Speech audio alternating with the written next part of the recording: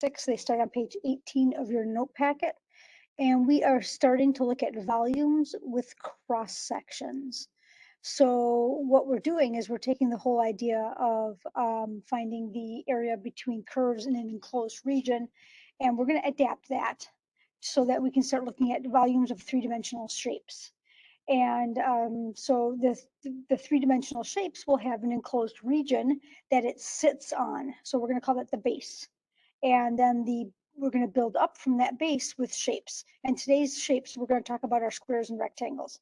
So our essential question then is, how can we adapt our knowledge of calculating area so that we can calculate volume? And so if we just do a quick review of the definition of a definite integral, we started out with a function, and we started out with approximating using Riemann sums between the function and the horizontal axis, that region. And if you recall, that Riemann sum required using rectangles. So here's the height and the width of the rectangle, and then we added up all the rectangles. In this case, we've got 12 to add up, and that would give us our approximation. And then if we started changing the number of rectangles, making skinnier, putting more in there, we get a more accurate answer. And if we let the number of rectangles go to infinity, by taking the limit, then that was what we defined as the definite integral. And that gave us the exact value of this area. And then we really, at the beginning of this unit, introduced the concept of another function, a second function, being placed into the coordinate plane, and where the two functions create this enclosed space. And so we could really adapt the idea of the Riemann sum and the definition of the definite integral, even for the concept of area of an enclosed region, because we could just say, well, this red region is the area between the second linear function and the horizontal axis. And if we take that away, then what's left is just this enclosed space.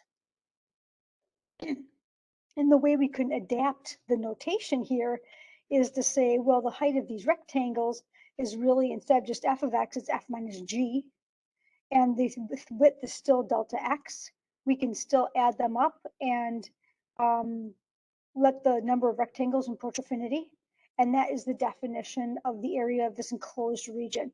And that's where we kind of got the idea of top minus bottom for the functions for that region. And so if we look at this, then, we have this region here, and we can accumulate those rectangles like we did in the notes. And this one will allow us to calculate an exact area. So I've chopped off the tops and bottoms of the rectangles to make those exact shapes. And then each one of these rectangles, then, if you can think of this as this enclosed region as being a base that's sitting on a tabletop, then maybe this rectangle that you see here is actually a skinny rectangular prism that has a profile of a square.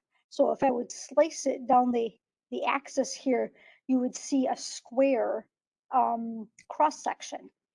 And so that's why we call this volume with cross sections, because the idea is if we rotate this so we can see the depth, right now the z-axis is coming straight at this, but if we rotate this so we can see the depth, then we can see this three-dimensional shape that's created when we take this enclosed region and build up using squares. And if I back off on the shading here and give this the right perspective, then you can really see that those are squares that make up each cross-sectional area. So then these skinny sections here, these are the dx's. Those skinny sections together with this cross-section that looks like a square creates a tiny rectangular prism. And that is that's a unit of volume. So we can sum up those prisms to approximate the volume. So it's really just like saying, hey, picture this as squares coming straight out at you.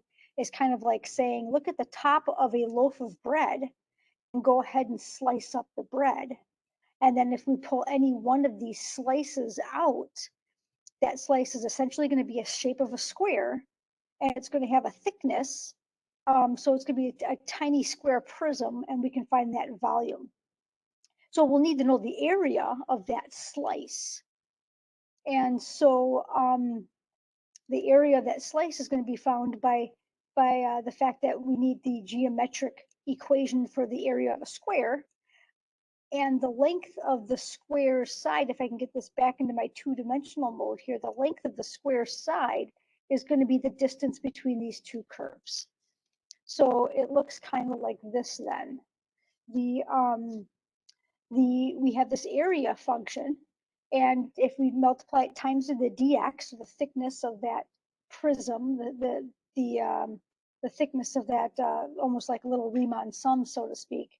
We add up all of those little prisms and then make the prism skinnier, just like we would do with area. Then that gets us the expression, that gets us an exact value for this definite integral, and that is what the volume of this three-dimensional shape is. So we've got two expressions that we have then. This expression that we just wrote up here is when we have, let me come back here, is when we have these slices, and these slices are taken perpendicular to the x-axis. So these widths here are all dx's. So this is perpendicular to the x-axis, and we can also, if we wanted to, we could also slice it like this from top to bottom. And so those slices will be perpendicular to the y-axis. And if we go top to bottom, then we need our function in terms of y. So we'll work with both of these expressions to come up with volumes for these areas. So let's start off with this piece right here. The first thing we need to do is we need to be able to sketch the base. That's that gray piece. So if I go back into 3 dimensions here, this gray flat surface where the parabola intersects with the line, we'll call that the base. We got to sketch that base accurately. And and the other thing we have to do is sketch a representative rectangle. And I'm drawing a representative rectangle right here. So this is a random rectangle somewhere in the shape, and we're going to use that to develop our area function for the face of that shape. This is actually squared. Which, remember, this perspective going into the screen here is just a little distorted. Okay, so let's get that sketch. So you have this in your notes, and we know if I set up points here, that these points of intersection, we can find those by setting these two things equal to each other. So that's the first thing we're going to do. And then I'm going to take the stuff on the left here and put it over on the right. So it's going to look like x squared minus x minus 2. And I'm going to factor that. And we can see visually that we know we have points of intersection at -1 and 2. Now we can see that algebraically.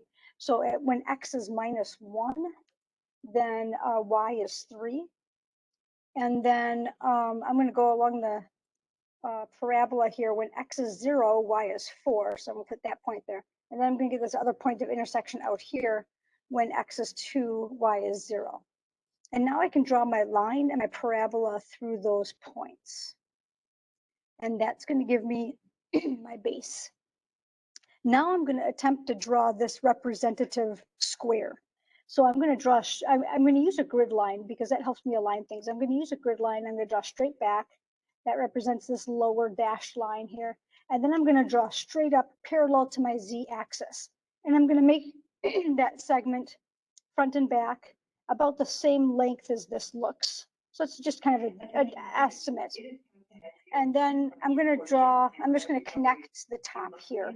And then I got something that looks pretty squarish.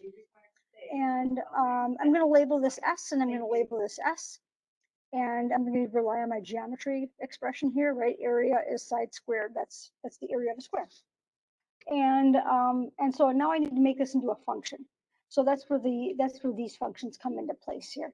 So we know that the length S here is the parabola minus the line. So it's this minus this. And then I have to square it to come up with the area of this square face. So I'm going to go ahead and put that in. So I got parabola minus line. This is where brackets are really important. Okay, to get the setup correct, we got to subtract this entire expression. So the brackets are very important here. Make sure you get them all in. And then I've got to put brackets beginning and end so I can square that entire difference. I'm going to simplify this, combine some terms. So I got 2 plus x minus x squared quantity squared. So this is the distance this is the length of S, distance between front and back. And then I have to square that to get the area function. Now, we wouldn't expect you to do this without a calculator. So we're going to put this into our volume expression. So we're going to calculate the volume. We're going to start at -1 and go to 2. We're going to, I see a mistake there. This should be squared up here. So let me fix that. This should have another squared.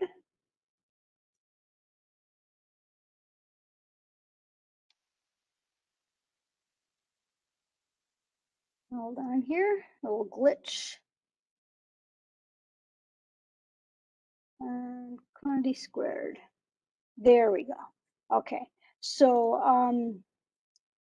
now that I've got that substituted into my expression, let me just get back caught up to myself here.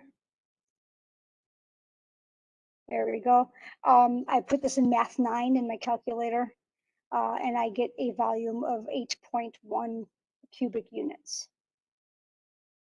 Okay, so now let's take a look at the next example. The next example, I have a base of a solid that is bound by the function x squared plus y squared equals 4. So x squared plus y squared equals 4 is one of those functions I asked you to be familiar with. It's the circle here, right? Center at 0, 0, radius of 2. Find the volume of the solid if its cross sections are taken perpendicular to the x-axis and they're squares. So if we take a look at this shape, here's that base. That's that circle centered at 0, 0, radius of 2. And I'm going to go ahead and build up using squares. So if we notice as we build up, we have in the center where we know we're going across the diameter, we have a width of 4. So if we look at the appropriate perspective, then we can see that we have a 4 by 4 square at the center. And then I'm going to keep sweeping across here to complete the shape.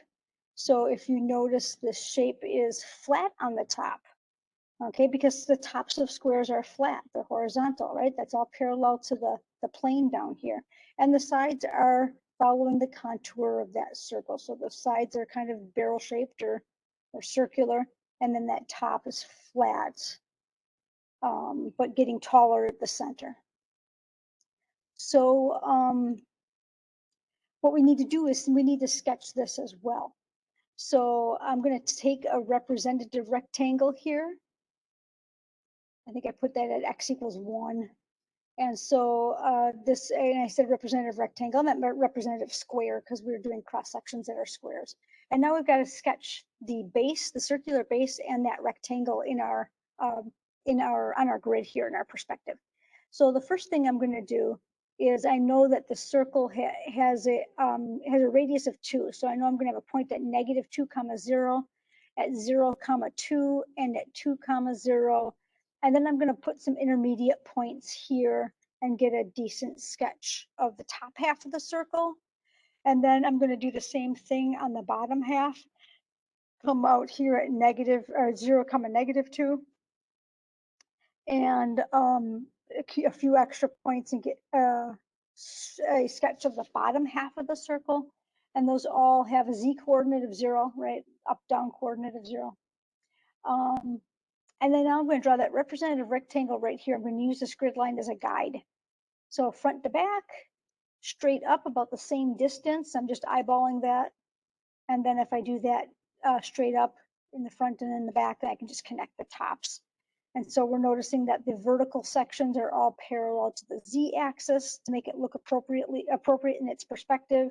And the bottom and the top here are parallel to the y-axis, again, to give it its appropriate perspective. And now I've got to come up with my area function. So it's a square. I know the sides are S and S. I know my geometry formula is area equals side squared. Now I got to come up with an algebraic expression for this. So I know this top half of the circle are all the y coordinates. So solving this for y, I bring the x squared over. I get 4 minus x squared, and then I have the square root. So the top half is the positive square root, and the bottom half is the negative square root. So to find this length, then I just do top minus bottom. So there's my top minus my bottom, minus a negative is a positive. And so this plus this is just 2 of these. So my side is 2, 4 minus x squared, and I'm going to square it. So there's my side, and I'm going to square that whole thing to get my area function. Notice I changed the function notation at that point. So this is kind of interesting. It looks complicated, but actually simplifies really nicely. When I square this whole thing, I get 4 times the quantity 4 minus x squared. So it's these, and these are really common to have bases of circles. And the reason why is because they simplify so nicely that we could actually give you this as a no calculator question. So I'm going to go ahead and distribute the 4 and put that area function into my volume integral. So I've got from negative 2 to positive 2, 16 minus 4x squared dx. And I'm going to go ahead and integrate that. I get 16x minus 4/3 x cubed, evaluated from 2 to negative 2. And then I go ahead and plug in 2 to the expression. And then I subtract and I plug in negative 2. And there's my answer. Remember, if this is a free response, it's no calculator. You leave the answer like that, put units cubed on the end, and that's done. If you need to have a numeric answer, it is 128 over 3. So we can take a look at the next example now.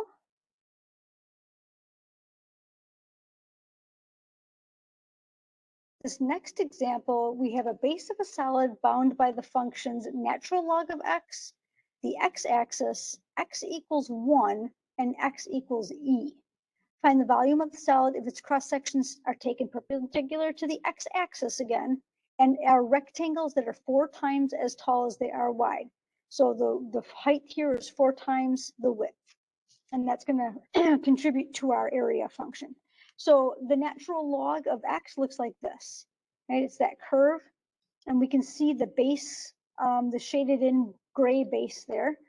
Here's the x-axis. The line x equals 1 is really this point of intersection right here. And then the line x equals e is out here where we're stopping the shape. So if we look at the shape, we can see the natural log coming through here from 1 to e. And if we build this shape here, we can see that because my height is 4 times my width, it gets tall pretty fast. And at the end here, we know we're at e, and the natural log of e is 1. So we have a width of 1, which means if we look at this in the appropriate perspective, that there we go, our rectangle has a width of 1, has a height of 4, right? 4 times the width.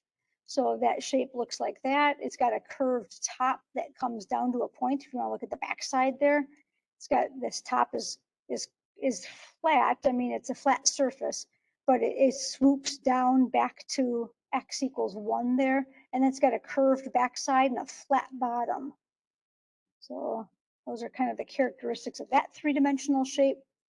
So sketching this is a little tricky to sketch, but we know that when x is 1, the natural log is 0. Oh, that's right. I'm going to pick a rectangle kind of here. I think I picked it at 2. And so here's that rectangle. We're going to set these points now. When x is 1, natural log is 0. Out here, when x is e, the natural log is 1. See, it's how it's on that dotted line that goes back to a y value of 1. And then I'm going to just pick another point so that I make this definitely curved, not straight looking, but because natural log definitely has a curve to it. This is knowing your functions again. And then here at 2, I'm going to draw that rectangle. So I'm going to get my bottom of the rectangle, and then I'm going to go up something that looks to be about 4 times as long as this. And that's, again, that's just an approximation. So there's my representative rectangle. Get out my geometry formula. I'm going to have s and 4s. So s times 4s is 4s squared. That's my geometric relationship. Now we need to get a relationship for this length down here so we can make that into a function with respect to x. So this is between this function, natural log of x, and x equals 0, or excuse me, y equals 0. So the distance here is just the natural log of s. So our area function then is 4 times the natural log of x squared.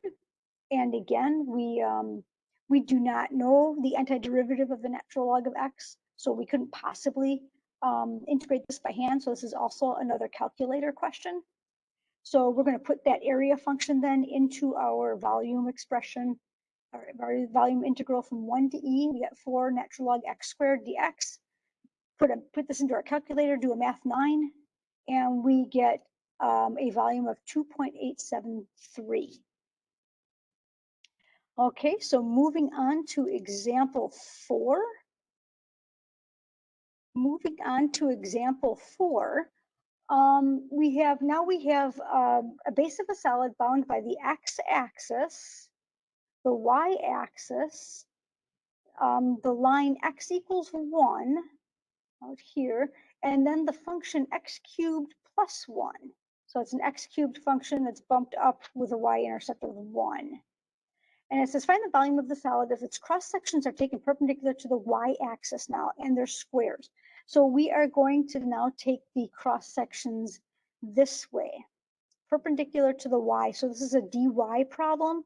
The three-dimensional modeling looks like this. So if you notice in this first region here, we have a cube that's 1 by 1 by 1. In other words, we're integrating a constant function, x equals 1. This length of this skinny square prism is always going to be 1. And whenever we're working with a constant function, we really don't need to use calculus. We know the volume of this cube is 1. So what we really need to do is work on the volume of the stuff that is connected to the x cubed plus 1 function. So looking at this here, and in fact, let me dial this back. There we go. So we start out with the cube, and then we're going to go ahead and build the function here. So as we start, it's going to have this area function is going to be the same as the cube, and then it's going to taper down as it follows that cubic relationship. And so we have that curved, you can kind of see that curved shape as it is tapering down here in this plane, and also we can turn it around here. It's tapering down here in this plane. So we've got these two curved surfaces here on that shape. So if we, there we go. If we then look at a representative rectangle, and I didn't draw it over here, as this is getting kind of complicated. So this representative rectangle represents the cube, representative square really, represents the cubed. It's this littler one that we have to be concerned about here. This is where the integration is going to occur. And so we need to know this distance here for the side of the square here. And so we're going to break this up into 2 separate problems. From 0 to 1, we're going to use geometry. And from 1 to 2, we're going to use calculus. So the length of that side, we know we have side squared. The length of that side is going to be 1 minus the x coordinate of this function. And the x coordinate of this cubed function means I have to solve this for x. So I subtract 1 to the other side, call this y. So I have the cubed root of y minus 1. So as I solve for x here, I get this. So the side here is really 1 minus the cubed root of y minus 1. And then I'm going to have to square that. So 1 minus, this is x, right? This is what we solve for x. And of course, this is not something we'd expect you to integrate by hand either. So we're going to put that in. This 1 here represents the volume of this cube. And then the integral from 1 to 2, so just the part that tapers, this is my area function dy. Notice this is a dy problem because it's perpendicular to the y-axis. And again, doing a math 9 on the calculator, this actually works out really slick. This ends up being 1/10. This whole volume is 1.1. So we'll go over the takeaways when we get into the classroom and then start working on our topic questions.